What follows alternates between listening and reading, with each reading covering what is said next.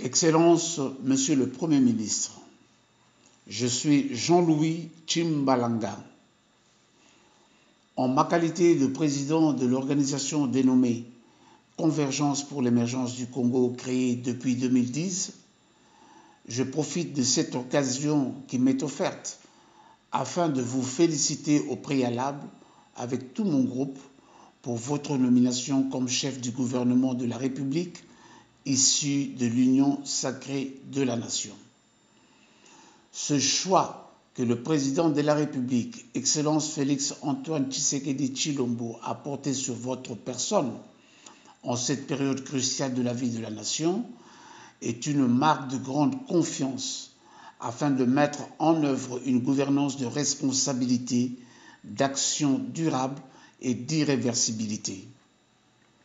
Vous voilà actuellement en consultation pour former votre gouvernement avec tous ceux qui ont adhéré à l'esprit de l'Union sacrée de la Nation. C'est un moment fort et de grande responsabilité pour identifier et choisir des cadres congolais patriotes, compétents, actifs et de bonne foi, capables de vous accompagner dans ce défi pour un gouvernement des warriors. C'est dans ce cadre que je me permets de vous saisir, Excellence, Monsieur le Premier ministre, afin de mettre en exergue l'importance que devrait refléter le ministère de la Culture et des Arts dans le nouveau gouvernement que vous êtes en train de former, ainsi que du nouveau leadership à sa tête. J'estime qu'un grand pays comme la République démocratique du Congo doit savoir promouvoir sa culture dans son espace national et au-delà de ses frontières.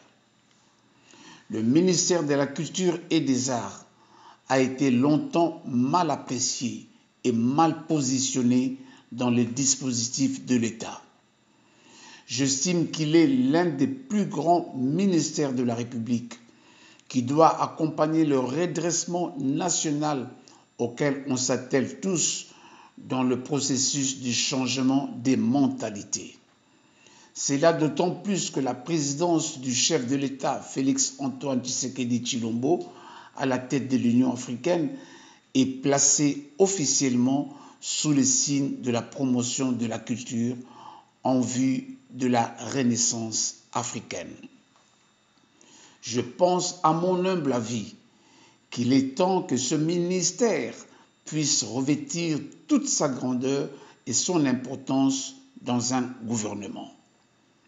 Ainsi donc, pour porter ce ministère à son apogée, il convient d'adopter un nouveau management approprié, de proximité, efficace et responsable. Permettez-moi, Excellence, Monsieur le Premier ministre, de résumer mon exposé en deux volets. Le premier volet concerne la Congolaise et le Congolais de demain qu'il faut préparer dès la base scolaire afin de les doter d'une culture appropriée des valeurs patriotiques et républicaines pour qu'en retour, ils sachent protéger, défendre et contribuer au développement de notre pays dans l'unité.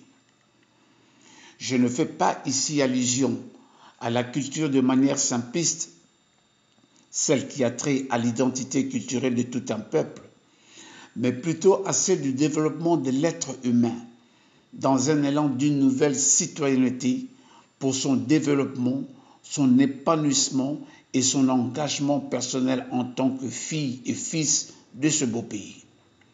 Je fais allusion à une culture qui leur permettra de s'exprimer positivement dans plusieurs domaines, le tout dans le respect de la chose publique, dans l'amour du travail bien fait, dans l'esprit de l'intégrité et de la rectitude morale, afin de lutter contre la loi de moindre effort. Excellence, Monsieur le Premier ministre, nous sommes tous citoyens congolais. Peu importe nos divergences ou opinions politiques, les citoyens doivent avoir le droit d'exprimer leur opinion sur les questions politiques dans leur ensemble, sans craindre des représailles de l'État. Chaque Congolaise ou Congolais peut estimer s'exprimer avec amour pour l'intérêt de la nation et de la patrie. Malheureusement, le constat actuel est que les débats sont diffus et portent plus sur les sentiments. Le nouveau leadership du ministère de la Culture et des Arts devrait aussi prendre en considération ce paramètre important dans la démocratie. Il devra œuvrer pour mettre en place des cadres favorables afin de permettre l'exercice démocratique des débats contradictoires, objectifs et rationnels basés sur des idéaux pour l'intérêt général. C'est un paramètre important pour les Congolais de demain. À cet effet, j'estime que l'école est l'espace favorable par excellence pour préparer la jeunesse à l'acquisition de cette culture.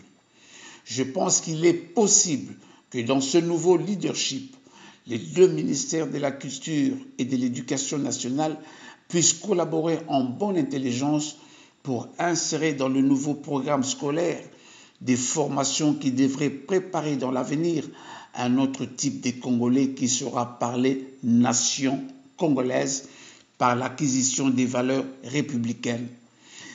Un type de citoyens patriotes qui sauront défendre, protéger et développer la patrie en s'ouvrant positivement au monde. Ce sont là les valeurs culturelles à léguer aux générations futures auxquelles devrait s'atteler le ministère de la Culture et des Arts. Je saisis cette aubaine, Excellence, Monsieur le Premier ministre, pour rassurer que la question de la culture dans notre pays a toujours fait l'objet d'analyses et de recherches de ma part. J'ai sillonné le Congo profond en visitant les terroirs et les territoires dans leur réalité quotidienne et cela m'a permis aussi d'échanger longuement et en profondeur avec la jeunesse et les personnes âgées. Dans le cadre de la lutte contre la pauvreté, avec le soutien du programme des Nations Unies pour le développement, le PNUD en sigle, je me suis intéressé personnellement en 2000 à la lutte contre la pauvreté culturelle, ce qui m'a poussé à l'évaluer dans un échantillon de 450 écoles de Kinshasa et 45 dans le Congo central. À l'issue de cette étude sommaire, j'ai publié les résultats obtenus dans une conférence de presse donnée à l'auditorium de la Région en 2001. Intéressés qu'ils étaient à cette démarche, j'ai été l'invité des comités des étudiants de l'UNIKIN et de l'IPEN en 2002 pour développer ma thèse à ce sujet.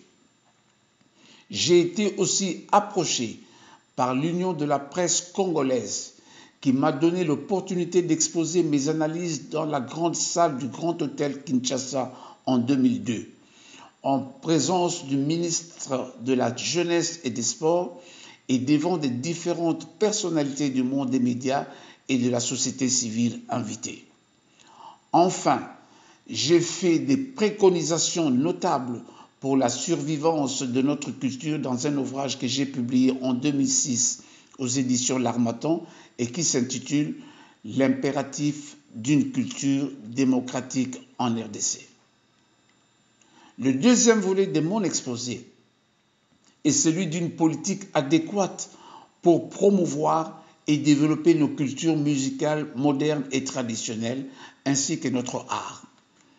En parlant de notre culture musicale moderne, personne ne mettra en doute sa notoriété acquise dans l'espace mondial, ce qui laisse présager que le Congo continuera à influencer le monde musical. Nous avons des artistes de posture internationale très connus dans le monde de musique et de l'art. Malheureusement, ni notre musique, ni notre art ne rapportent pas suffisamment de devises dans notre balance de paiement, à l'instar des autres pays tels que la Jamaïque, pour qui le reggae est le troisième pourvoyeur des fonds, ou le R&B qui rapporte des milliards aux États-Unis.